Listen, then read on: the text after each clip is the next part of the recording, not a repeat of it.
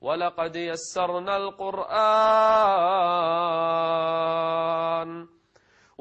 يسرنا القرآن للذكر فهل من مدكر. أين الذين جعلوا لأنفسهم هما في هذه الدنيا، هدفا في هذه الحياة، أن أحفظ كتاب الله جل وعلا وحده؟ يأتي القرآن يوم القيامة مع صاحبه فيتكلم القرآن نفسه، يتكلم يشفع لصاحبه فيقول يا رب حافظ مثلا جزئين، حافظ 5 أجزاء، حافظ 10 أجزاء، حافظ القرآن كله.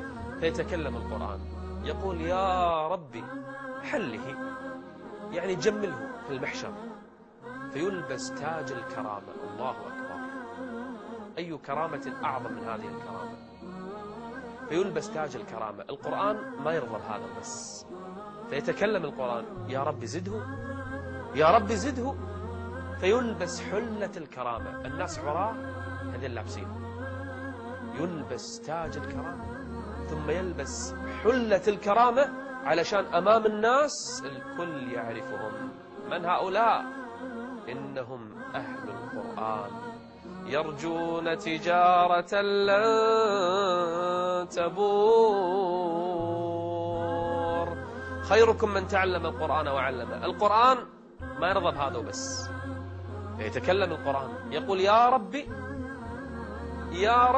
ارضى عنه، فيرضى الله عز وجل عنه، ثم يقال له في المحشر اقرأ، يلا ايش حافظ؟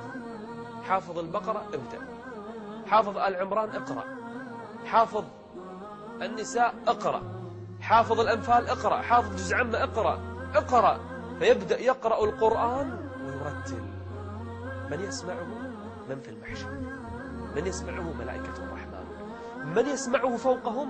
إنه الله جل وعلا يسمعه يقرأ بسم الله الرحمن الرحيم درجة، كل آية يقرأ يرتفع درجة. تبارك الذي بيده الملك وهو على كل شيء قدير درجة. يقرأ سورة مريم، يقرأ سورة الكهف، يقرأ سورة يونس، يقرأ هود، يقرأ أي سورة من سور القرآن، كل آية درجة. قل هو الله أحد درجة، الله الصمد درجة. يرتفع. بل قال بعض الصحابة أن عدد درجات الجنة كعدد آيات القرآن، فمن حفظ القرآن كله ليس في الجنة أحد فوقه، يعني مع النبيين والصديقين والشهداء والصالحين. أعلى درجات الجنة لمن ختم القرآن كله. هل فكرت أن تبدأ بحفظ القرآن؟ قرر. قال صلى الله عليه وآله وسلم خيركم من تعلم القرآن وعلمه. من ارتبطت حياته بتعلم القرآن أو تعليمه للناس فهذا خير البشر.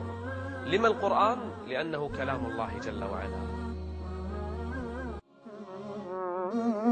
رحمن يا رحمن ساعدني يا رحمن، اشرح صدري قرآن، املأ قلبي قرآن، واسق حياتي قرآن.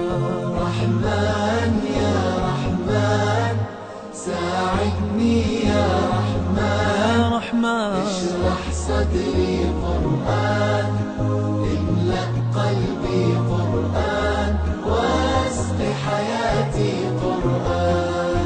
رحمن رحمن ساعدني يا رحمن، اشرح صدري قرآن، املأ قلبي قرآن، واسق حياتي قرآن. لله لله يهفو آملي لله، ولحفظ كتاب الله من أول بسم الله للختم وللرضوان.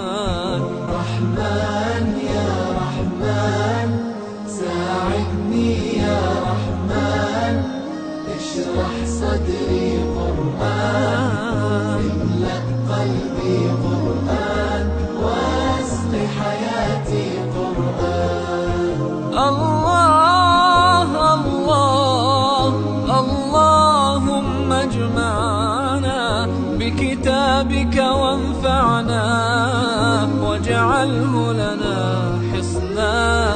وهدى أبدا وما